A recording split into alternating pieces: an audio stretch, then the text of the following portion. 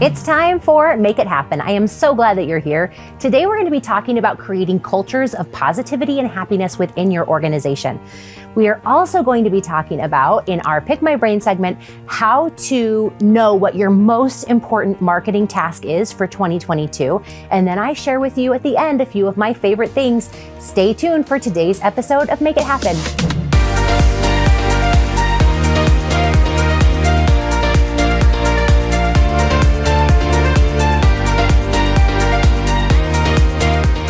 Today's question is from Sandy, who lives in South Jordan, Utah. She doesn't live in Sandy, which would have been really cool if she did, because there was also a neighboring city called Sandy.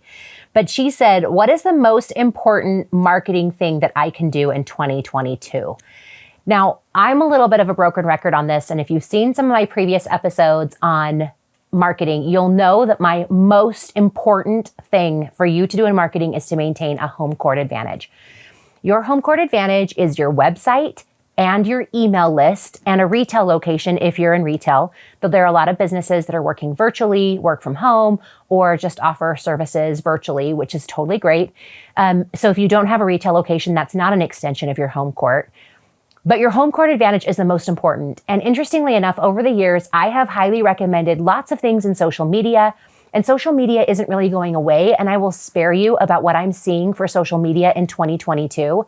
However, what I am noticing is that we need to be less dependent on platforms that we consider low cost or free and get more back into our home court advantage and growing our email list. So to me, the most important thing that you can do in 2022 to improve your marketing is to focus on activities that will help you grow your email list and then nurture that list. It's only as good, your list is only as good as your ability to nurture it and help stay top of mind with them over time so that when the sale does come, they remember you, they know you, they've seen content from you. Now, I know that this is just a little quick tip to get you started. I know there's lots more questions that you probably have. I'm happy to answer them on future episodes of the Pick My Brain. You can send me questions at michelle@speakmichelle.com. Put Pick My Brain in the subject line.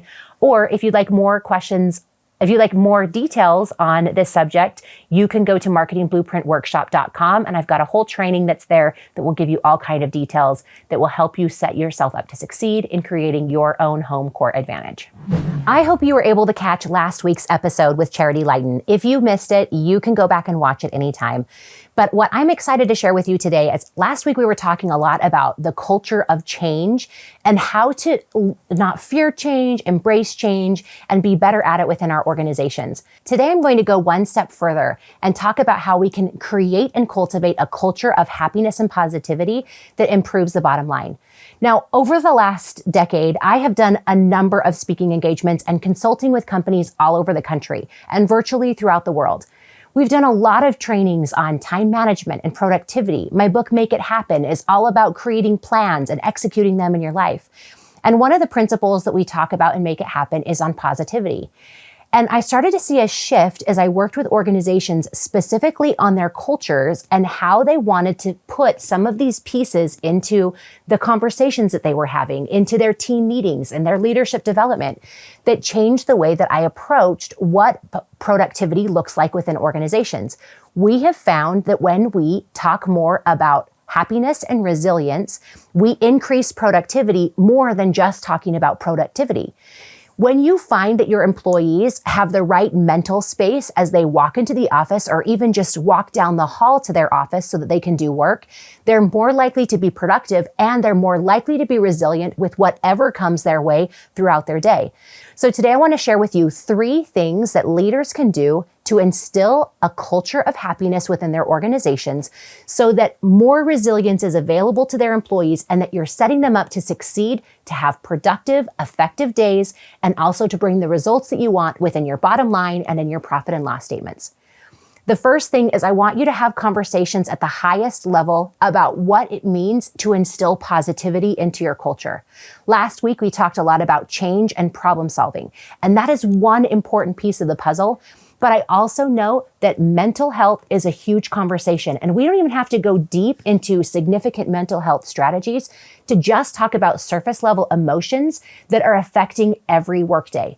Every employee that you have in your organization, whether you have just an assistant or whether you are managing a team of 30 or whether you're the CEO of a large organization, every individual that works for you, they are battling emotional challenges every day, even if they aren't extreme. Everything from trying to navigate what's happening in the world, what's going on in the news, what they've just read about on social media, or even personal health or employment challenges. They're thinking through different things the second they walk in the door or the second they clock in, and they have to figure out how to make all the mess that is happening in their head either be quiet or simplified so that they can be more effective at the work that they do. And in some cases, they don't even know how distracted they are from the personal challenges or thoughts that are running through their head. What you can do at the highest levels in the organization is to create a culture where talking about emotions is completely okay, and being able to feel like they can share when they have rough days and rough situations within boundaries. Now, when I'm sitting and talking to CXO level executives, they're saying, hey, if we keep talking about emotions all day, we're going to distract from the work that needs to be done. What is the healthy balance? Or if I open the floodgates, I was talking to a management team and one of them shared, if I open the floodgates and tell my teams that they can talk more about the things that are going on in their life, they're never going to get anything done. They're just going to talk to each other all day. And I get the worry and concern, and it's totally okay to set parameters. But I think now more than ever, we're going to see that people's personal lives are bleeding into their professional lives. 20 or 30 years ago, people weren't talking about their challenges at the office. They were keeping work challenges at work and personal challenges at home. And they really weren't marrying the two, even if in their brains they couldn't keep them separate. But now, probably because of social media, probably because we're talking about it more, people are going into organizations wanting to share their whole selves. They consider their work part of their lifestyle, and they don't want to have to button up this portion to be this person in real life. So as an executive, you can do a lot of really good work by setting the stage for having conversations that you feel like are appropriate and that obviously have boundaries that work. Whether it's you as a leader that is giving time at the beginning of team meetings for people to share something. I have a really good friend, Sydney Jakes, who at the beginning of every meeting has a question that she asks people. It could be as simple as what's your favorite beverage, or what's the best gift you ever received, or what's a memory that you have. She just finds a way to ask a question at the beginning of the day that kind of lowers professional barriers and reminds people that they're human. What could you do that would be similar within your organization? And if you have 50, it's really hard to go around the room to do something like that. But maybe they could just share with the person next to them, or break up into groups of 4 or 5 to answer the question of the day. But what can you do that would change in your organization that would help weave the boundaries between personal and professionally in a way that makes sense for you? Because as you sit around the table and talk about your culture, especially now that you have individuals working virtually or remotely all over the country, there still needs to be those connection points like we talked about last week. And there needs to be a culture of this conversation from the top down. So the first and foremost is talk about it as an organization, talk about it as a leadership team. What can you do to allow people and give them the permission to be human within their jobs, within boundaries that are also healthy for them to get the things done that they need to. Number 2, do coaching and training for individuals on emotions and mental health. I'm sure you probably already have a mental health program within your organization, but do you have generic conversations that just talk about happiness and how to deal with challenges that come, and how to keep your emotions high in the middle of a crazy, stressful day, or how to tackle stress? Even some of these conversations that we might label as soft skills or not as important as technical knowledge or other training that needs to happen in your organization can really be an important and effective part of your culture and will change the way people work with you. In fact, I had a very dear friend come to me and say that their organization just had somebody come in like me and speak on happiness. What I found that was so interesting as he talked to me is the level of connection that he felt with the company because he felt like his personal needs were being met. He actually had a notch in his loyalty to the organization because he felt like they cared about him as a person and not just cared about him as somebody who is being productive and punching the clock.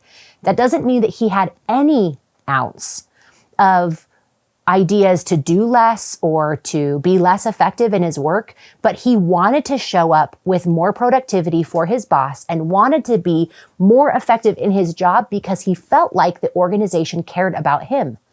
That's critical. Do they care about you? What does that culture feel like? My brother worked for an organization that had an opportunity to feature employees, and I thought that it was brilliant. They basically rolled out the red carpet. If you stayed with the organization for 6 months, you got an opportunity to have your picture taken and put on a wall as if you were the star of their organization. And they have walls of their employee stars that stay with them forever. This was just one thing that the organization did to help people feel personable. And it wasn't just a headshot. It was you got to bring in, wear the shirt of your choosing, bring some of your favorite things. And so the wall has my brother who loves video games and StarCraft, and the woman who loves Broadway musicals and is showing playbills, and the gentleman who really likes car racing and is wearing his racing jacket. And it allowed them to bring their personalities to the business. They rolled out the red carpet for them. They do a little ceremony and they make them feel like they belong because of who they are, not because of what they're producing. And as a result, they want to and are invested in the organization.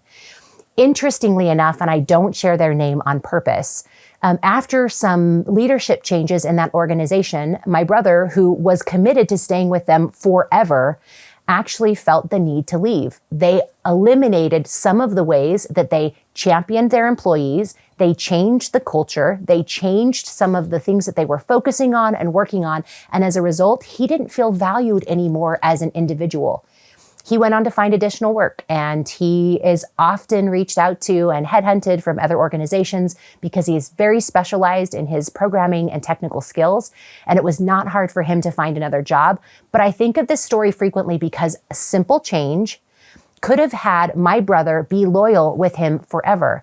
So what are you doing to instill individual happiness and personality within your organization so that people feel like they belong, that they matter, and that who they are is just as important to the organization as what the company accomplishes? Now, I have had small businesses criticize this story and say, well, that's great, Michelle, but I can't afford to do X, Y, Z. But what could you do? What could you do with the resources that you have? And when you say things like, we couldn't afford it, how do you know that if you were to make an investment in this area, that it wouldn't make a return tenfold in the productivity and the effectiveness of your employees? If they felt like they were valued, seen, and appreciated for who they were, you might have employee turnover decrease, employee retention increase, and you will also have evangelists. When my brother was super thrilled with what his organization was doing, he was sharing about it on social media. He was telling us all about the things that were going on. He was marketing for his organization because he simply felt valued for who he was. Maybe the investments that you make in your employees to help them understand that they matter, that their personality is effective in their organizations, could actually increase the profitability in your business because they are evangelists for you. They are sharing your message. They are an extension of your marketing team. Now, I'm not saying that you should go in with that as the goal, but I also think that to ask at the top levels of your organization this question: what could happen if our employees were so happy that they wanted to talk about their work? What would happen? And if that's the case, what could you do to make your employees so happy that they would want to talk about your work? You know, I love conversations about marketing, and I feel like this is one untapped resource that businesses are forgetting, that in an effort to create a culture of efficiency, they're ignoring a culture of connection, and they need to find ways to bring individuals into the equation for maximum results. I hope that you will consider and have all kinds of conversations in your organization about how you can bring personality and happiness to the forefront so that people feel valued and included in the organization. Number 3, that as you're communicating and talking about these challenges, that you are careful about how you not only bring it from the top down, but that you acknowledge that the conversations that are happening in the boardroom are only as effective as the one-on-one connections that are happening between manager and employee, and also happening at a team level. The communication piece is just as important as the culture. And how is that coming down? Is the communication being relayed in a big company meeting? Is it being relayed from manager to team? Detail what your communication program looks like to create your culture, because know that your culture will take on a life of its own as people start to talk. What conversations do you want them to be having in the hallways? What conversations do you want them to be DMing each other? How do you want the communication to effectively share what your culture is trying to accomplish? Because it will take on and go in different directions if you're not careful about how that conversation happens. So what do? Remember how we had a conversation about how to communicate and how to share at that 4 steps? I'm going to go into a little bit greater detail about the 4-step enrollment process so that you can make sure that you're doing this from the top down and everywhere in between. There are greater details about this, and we'll share it in the show notes so that you can get an easy cheat sheet example that you can put up in your office or keep at your desk so that you can walk through these 4 steps. It's a process that when practiced becomes really easy and even second nature after you understand the step-by-step approach and why each step is important. First step is to share an overview of the plan itself. Share what the culture is supposed to look like. Share what the situation is. This can happen whether you're rolling out a brand new sales structure or whether you're rolling out a company-wide culture. Whatever it is, share 2 or 3 sentences that provide an overview for what you want to accomplish. Don't share the full details of the plan. The idea is to hook them with an overview and the results that you're hoping to get. The second is a statement of commitment. This is a statement from the top levels as much as possible to commit to what they're doing moving forward. It can be a statement that says, hey, I know that we've changed and shifted over the last couple of years. I'm committed to this plan moving forward because. It can be an acknowledgement, and it should be an acknowledgement that it's a change, because if you just say, hey, I'm committed to this, then they can say, well, yeah, you were committed to the last sales structure, or you were committed to the last culture, or you were committed to the last leadership objectives. Why is this different? And why are you committed this time? Provide just a smidge more detail in this area, and then they will be more likely to be enrolled because they know that you are enrolled and that you've acknowledged different changes in the past and that this is the right one moving forward. You don't have to say things like, I'm committed to this forever, because companies are agile and they change. We talked a lot about that last week. But why are you committed to this for right now? And why is this an important part about the direction your company is heading long term? That statement of commitment will do a lot for those who you are inspiring to act, to feel like they are truly involved in what the organization absolutely cares about. You need to be careful about all of the statements of commitment that you give, about all the different levels, because if there are multiples going on in a culture that it will just be watered down and it won't be as effective as you want it to be. So just make sure that as you're laying out new programs, whether it's a new year or a new fiscal year or a new opportunity, that you're sharing that statement of commitment as concisely and quickly as possible. Now, after you've done step 1 and step 2, it now is appropriate for you to provide additional details. This is where you'd bring in some additional structure, maybe, if appropriate, a slide deck with the plan and the objectives and the percentages and what you're tracking and what you want the results to be. In the plan, it's imperative to share what your role is and what you're wanting from the individuals that you're trying to enroll. In that process, you'll be able to say, this is my job, this is your job. We want to come together to accomplish this task as a whole. In the plan section, you don't just want to share the end result or objectives, but you want to share the step-by-step approach for how you will judge success along the way and how they are an integral part of the success of the plan long-term. So share the milestones, share what they will celebrate in the in-between. Sometimes when you're rolling out a really big corporate program, whether that's a culture or even just a sales structure, we tend to say, here's how we'll measure the results, the end. But what are the milestones along the way that people can get excited about? Sometimes when you have a really big rollout, people think that the results are 12 months or even 10 years down the road based off of the conversations. But if you can find some milestones that they can look forward to along the way, then they can be laser focused on the next result rather than the big picture. And the plan is a really great place to be able to share that. After you have rolled out all of the details in step 3 and shared the plan, you can ask and move into step 4, which is a question of support. Ask those that you're working with, can you support me in this? Ask them, can you support me in this culture shift? Can you support me in this plan? Can you support me in this sales structure? And you might be asking, well, how do I do that if I'm rolling this out in an annual meeting, or if I'm having a team meeting or a department meeting with 100 individuals? Sometimes when you ask that question of support, you can ask for an audible response. Maybe you need to go a step further and put together an online document or form where they can share and acknowledge their portion of the plan and accept and move forward. Now, anything that you can do that would be personal is better. And sometimes in our effort to be systematic, we lose the personality element that is really what we're here to talk about to begin with. When you want happy employees, they need to feel a sense of connection for whoever is asking for the work that needs to be done. So if you're rolling something out at the top level, consider asking team managers or team leaders to continue the conversation and ask the question of support in a one-on-one setting, or even in a smaller group setting where it's easier to elicit those kinds of responses. Just make sure you get the question answered. If they feel like they're involved, if they feel like they're committed, and if they feel like they have bought in, they are happier working on programs and plans that someone else created because they've seen what needs to happen and they are committed moving forward. Now, I know that that might take some trickiness, but know that commitment and getting that two-way conversation and that question of support will also be a portion and an extension of your culture. If you want happy employees, they need to feel bought into what you're doing, and they need to feel like they're an integral part of the organization or the plan that's being laid out.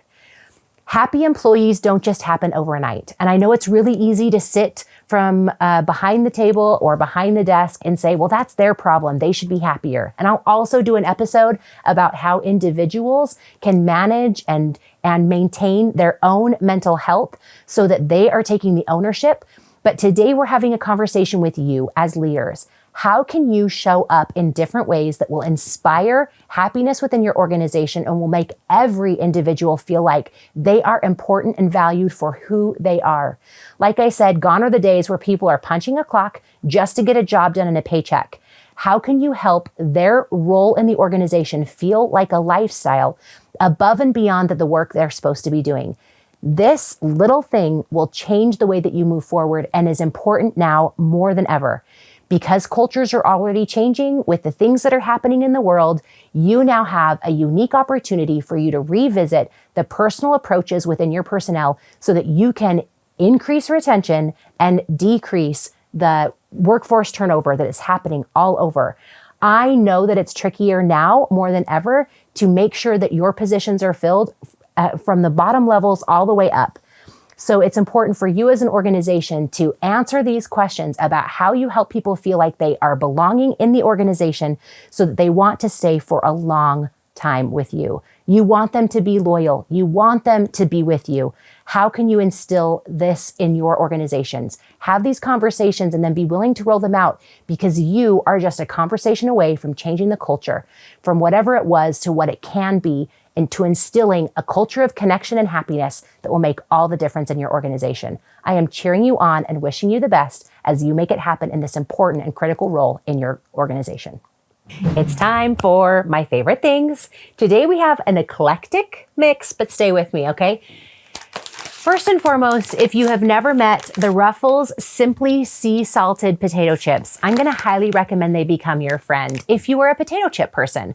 They're natural, so they have very few ingredients. I have liked these for a long time. I became particularly enamored with them in 2020 when I was being vegan, because potato chips are vegan. There you go. Now I'm not supposed to eat potato chips at all, but I still will sneak these from time to time. And because they're natural, they don't do the same things in my body as a chip that you cram a whole bunch of things in it. The other thing I love about these is that they're not as heavily salted as some other potato chips. So it doesn't overtake the flavor of bean dip or whatever dip you're using. And yes, I use potato chips for bean dip and not corn tortillas. Sorry. Okay, now that that is there, I love Burt's Bees, and it is my favorite lip balm. But I found the coconut and pear recently, and it kind of changed my life. So if you are a So if you are a lip balm person and you need something new to try, I'm going to encourage the coconut pear. It is not overpowering, still provides the great same benefits that Burt's Bees offers, but then gives you a fun flavor. And it just makes me happy and makes me feel like I'm sitting on a beach somewhere and not in the mountains in the cold and snow. Okay, this last is an interesting little device called the Resi Max Tuner Pro. I was introduced to this by a friend of mine when my daughter got really bad migraines consistently back to back. And it is an interesting little tool where it works in all parts of body and body pain. It uses a vibration method that will help send, I'm sure there's some sort of scientific explanation, but it just sends messages to the parts of your brain that are hurting or other parts of your body so that it can start to heal. Now, it sounds crazy, and I wish you could see the looks on my team's faces right now as I am doing this, but it brought her so much relief. And you can do it like that. You can pull it out. You can just do it on your temples. If you have knee pain or foot pain, it is actually fairly effective for that too. None of this has been approved by the FDA, but this is just me recommending a product that actually helped. So if you're interested, you can find this at resimax.com. We'll make sure to put the links for all of the things that you saw today on our favorite things. And I promise to be less weird on our next episode of Make It Happen. But today, you get this and potato chips. Whether you're a team of 1 or a team of 1,000, I hope you're starting to get some ideas about simple things you can do that will change the culture of your organization to infuse levels of positivity and happiness. But remember, it's not just about the soft skills. It's about how these things change the way you increase your bottom line and your productivity and your employees. Simple tweaks will make a big difference, and I hope that you're excited to put some of these practices in place in your organization. And I would love it if you would leave a review. Share what you loved about this episode and specifics about watching or listening to this show so that others who are evaluating how they're going to spend their time moving forward will know that it's right for them based off of what you shared. I'm honored and grateful for every single review. I read them all. Thank you so much. And I'm excited to take this show to more people through your help. That's it for today. Can't wait to see you next week on Make It Happen.